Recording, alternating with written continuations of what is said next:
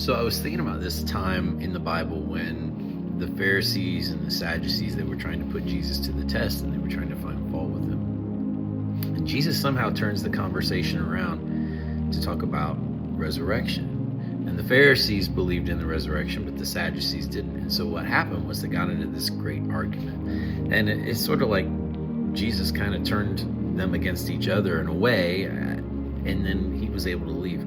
I was thinking about, what if I was in the crowd? And what if I was watching all of this unfold? What would be my main focus? Would I stay with the crowd and watch the Pharisees and the Sadducees go back and forth? Or would I keep my eyes on Jesus and go where he goes and follow him and see what he had to say?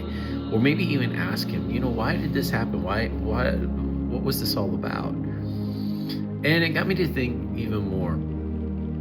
Would I always be that way in the Bible? I would love to go back, and I would love to live during Bible times, and the time when Jesus was on this earth, and to be some of the people that saw him. And how would I react? Would I continually keep my gaze on Jesus, or would I just stick with the crowd and be like, well, that was interesting? But see, Jesus caused a lot of commotion. Jesus caused a lot of uproar. Jesus caused a lot of big things to happen when he was roaming this earth.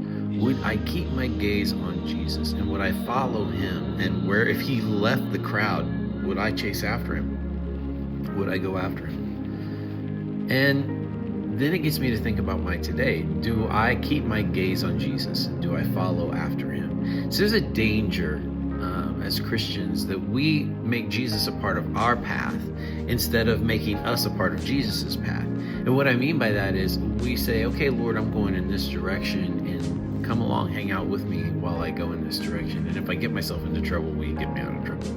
When really what we probably ought to be saying is, okay, Lord, here I am. What path do you want me to go? What direction do I go? What direction do you want me to go down? Or wherever you're going, I want to keep my gaze on you, and I want to follow you, and I want to understand things, and I want to know things. I want to learn things from you.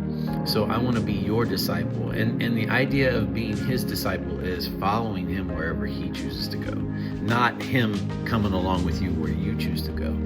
So maybe that's what we need to do, is maybe we need to shift our focus a little bit. Maybe we need to shift our mindset a little bit. Maybe that's what faith also is all about, is learning to trust that Jesus has a path that he's going down. And if I just keep my gaze on him, man, maybe some things will work out, or maybe some things will be different. Maybe I'll learn something, and maybe I'll know something. Maybe I'll become that disciple that he longs for me to be. That's something to think about. I love you, and Jesus loves you.